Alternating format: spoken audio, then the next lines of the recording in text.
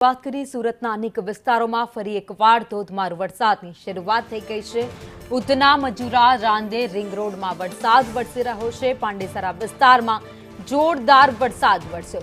ઉપરવાસમાં વરસાદથી તાપી નદી બે કાંઠે વહી રહી છે। સુરતના કોઝવે અત્યારે ઓવરફ્લો થઈ ગયા છે।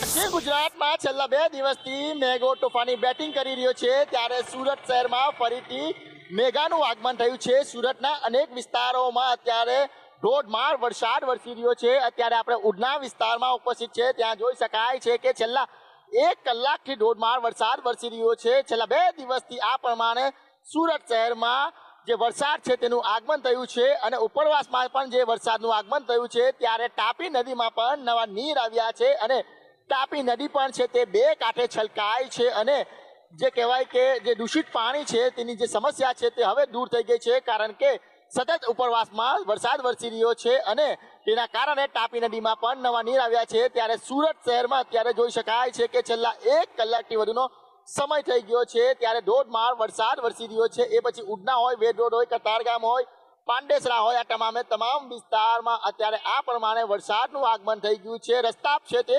પાણી થઈ ગયા છે। એટલે જે હવામાન વિભાગ તરફથી જે આગાહી કરવામાં આવી હતી કે દક્ષિણ ગુજરાતમાં અતિથી અતિ ભારે વરસાદ વરસી શકે છે, ત્યારે છેલ્લા 2 દિવસથી મેઘો છે તે તોફાની બેટિંગ કરી રહ્યો છે।